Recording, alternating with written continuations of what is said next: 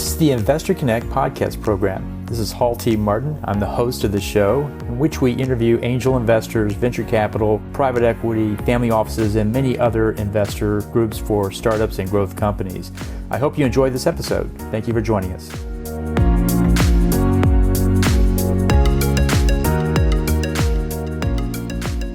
Well, hello, this is Hall Martin with Investor Connect. Today we're here with Jacob Kehoe of Baylor Angel Network. The Baylor Angel Network, BAN, is an investment network that provides early-stage capital to entrepreneurial companies. Jacob, thank you for joining us. Thanks, Hall. Thanks for having me. Great. And so where are you calling from today? I'm in Waco, Texas, sunny Waco. Great. So what was your background before joining BAN? Yeah, I have kind of an eclectic background. Most of my background is in the startup space. So while I was at Baylor University, I started my own business in the machine learning space. It used drones to survey property.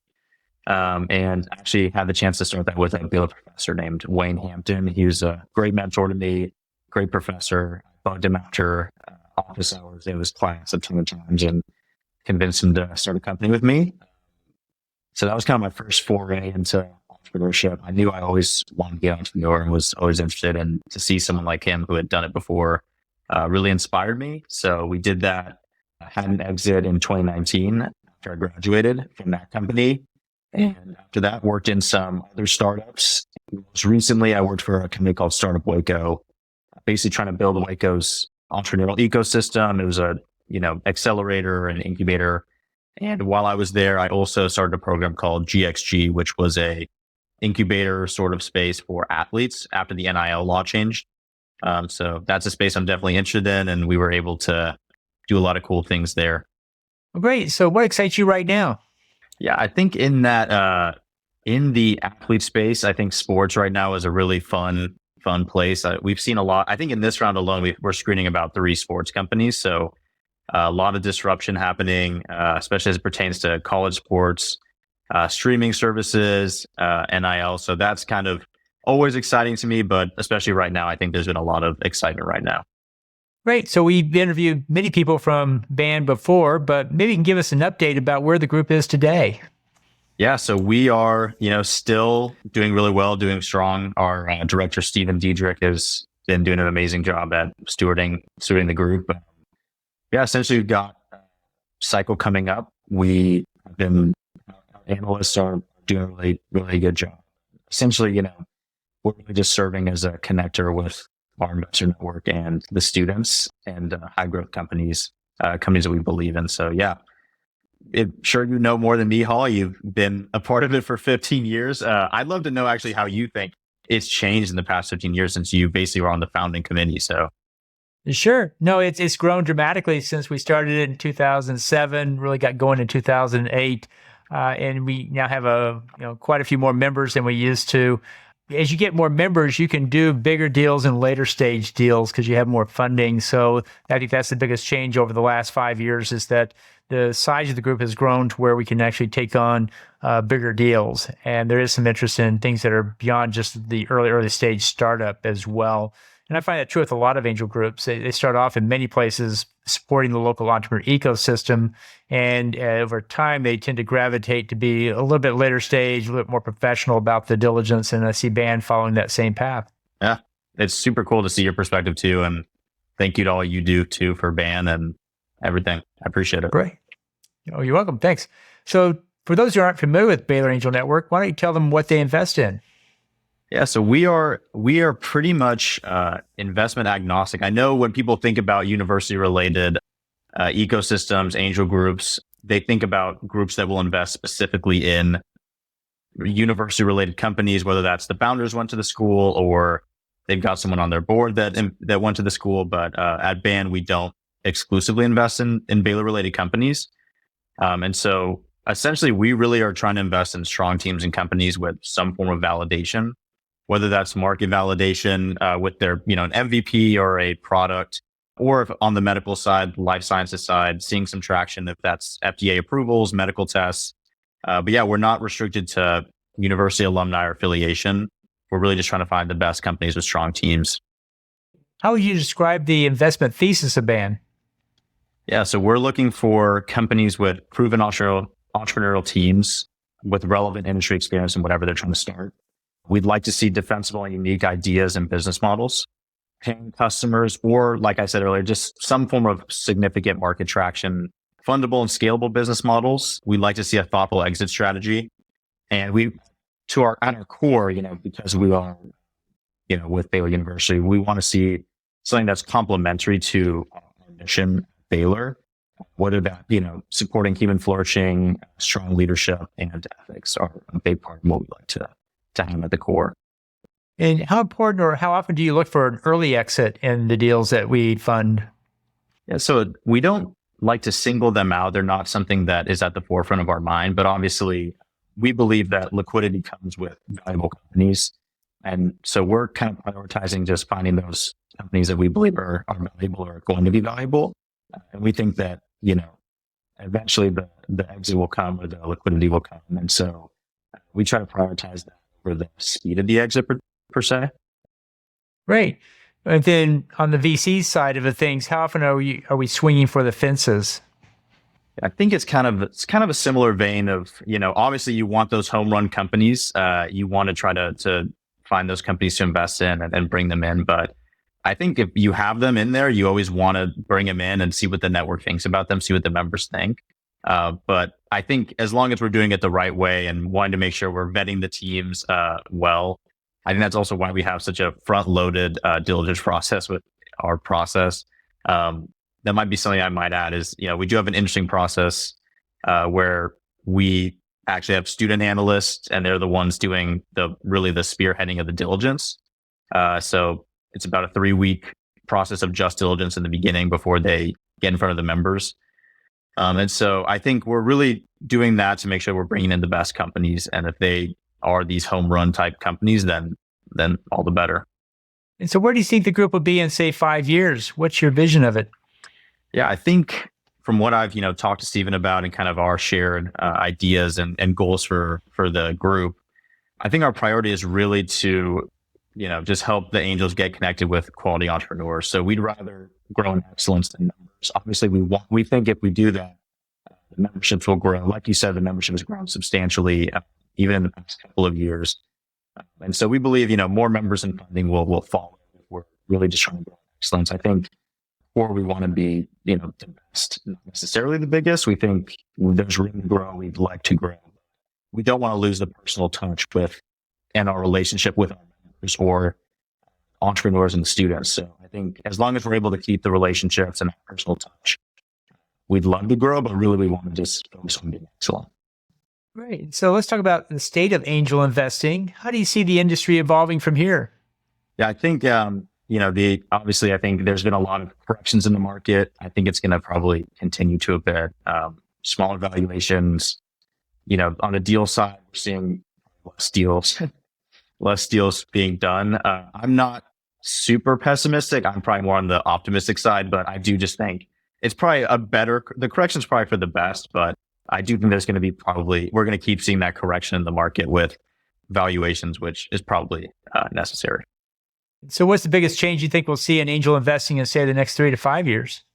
Yeah, it's a good question. I think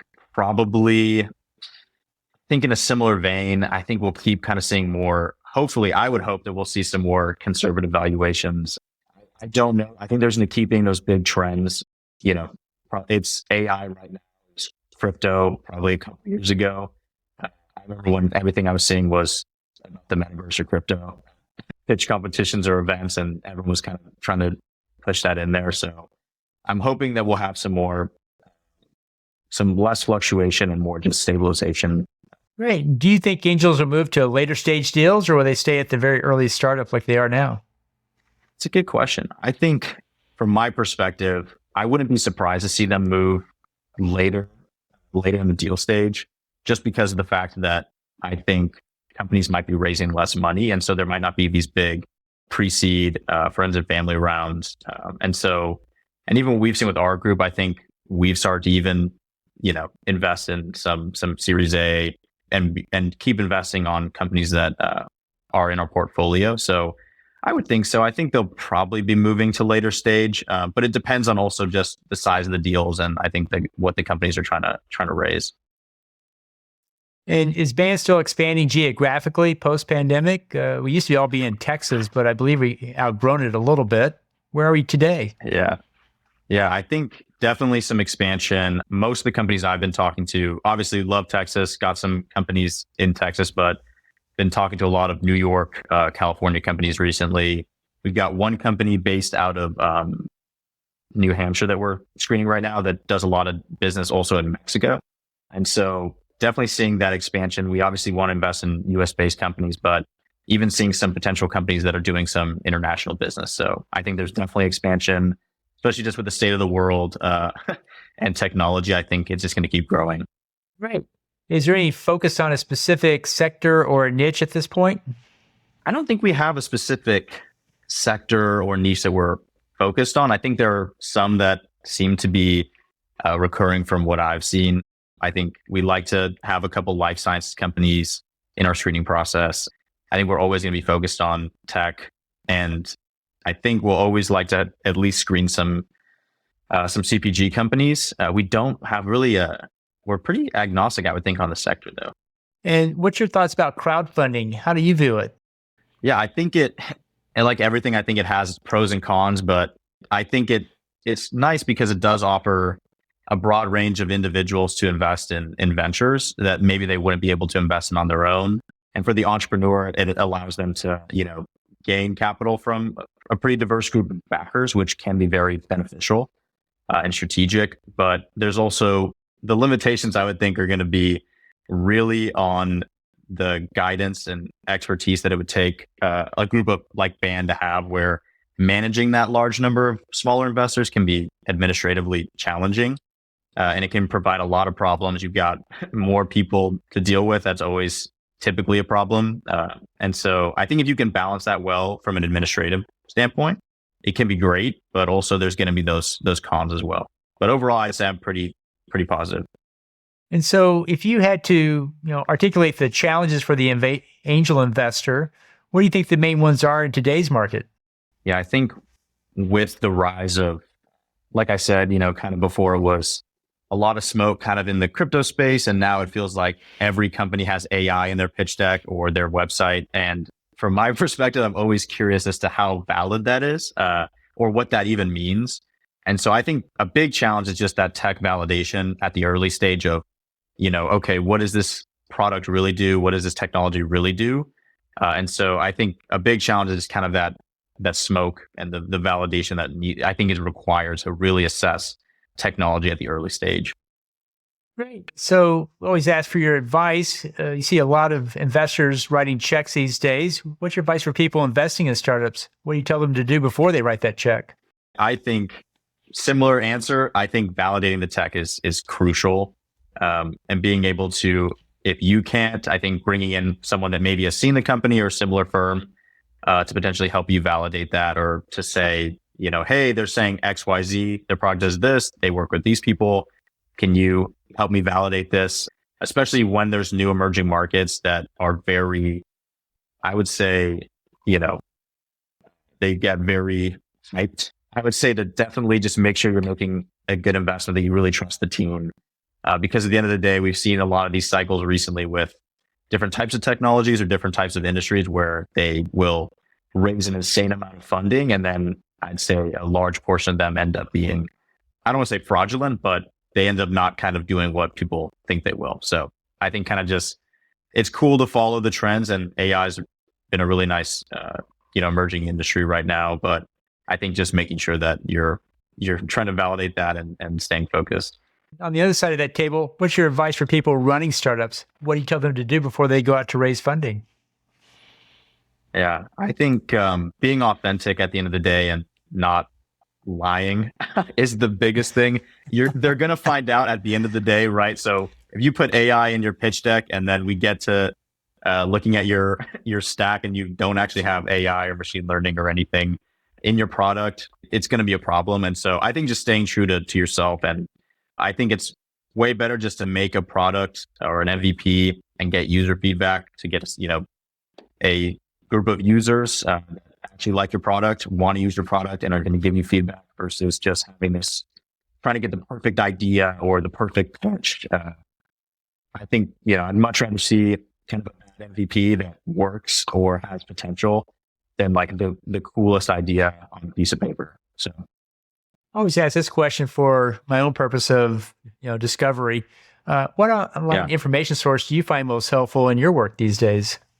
I've got it. I've got a couple. I follow a lot of newsletters. I follow your newsletter as well. It's great. All of your media is really, really cool.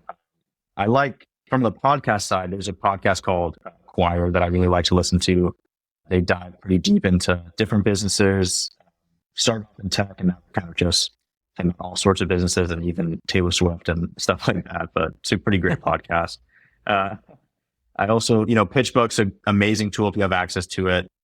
And so just, it gives you great insights, and also the updates it gives you are pretty insightful as well. The ACA is great. And also on the sports side, there's a guy named Jordan Rogers who produces really cool content in the NIL space, sports marketing, and sports business space. So those are kind of the main ones I look at. Great. Well, you see a lot of business models and new technologies out there. If you could start a business tomorrow, what would that business be?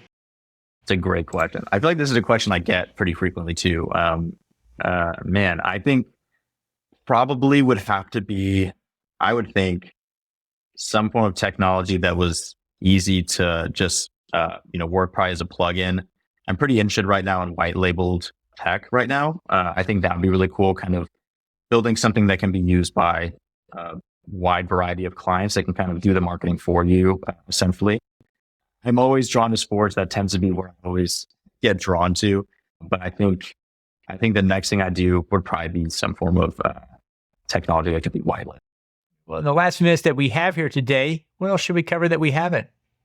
Great question. I'd love to know, kind of your takes on the market in general. What have you seen about? How do you feel when you are assessing, a company that says they have, something like AI?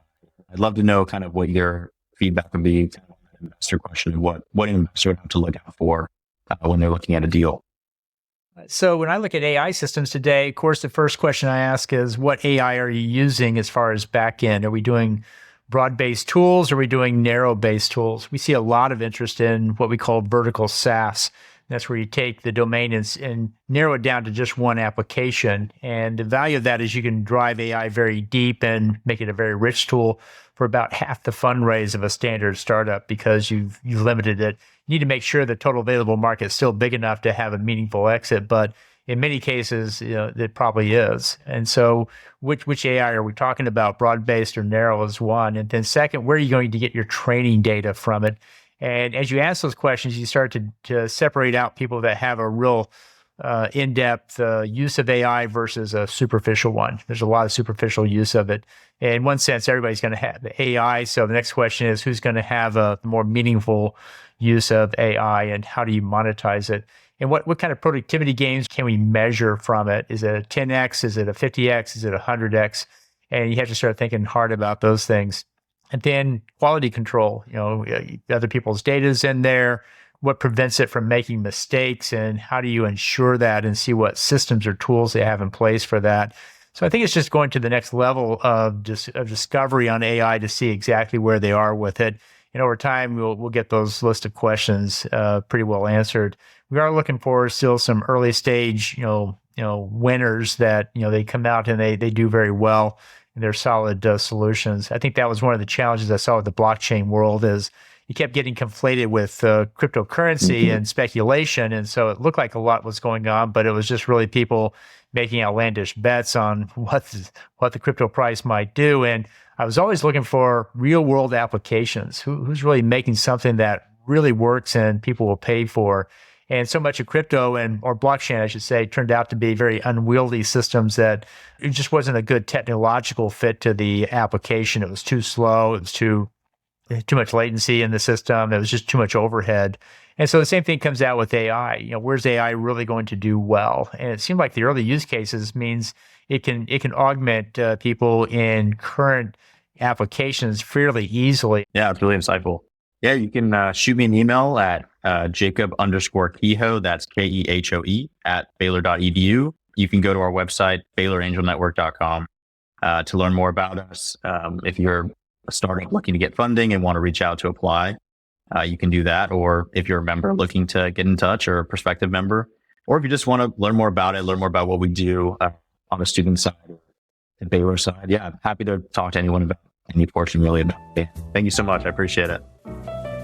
Investor Connect helps investors interested in startup funding. In this podcast series, experienced investors share their experience and advice. You can learn more at investorconnect.org. Halty Martin is the director of Investor Connect, which is a 501c3 nonprofit dedicated to the education of investors for early stage funding. All opinions expressed by Hall and podcast guests are solely their own opinions and do not reflect the opinion of Investor Connect. This podcast is for informational purposes only and should not be relied upon as a basis for investment decisions.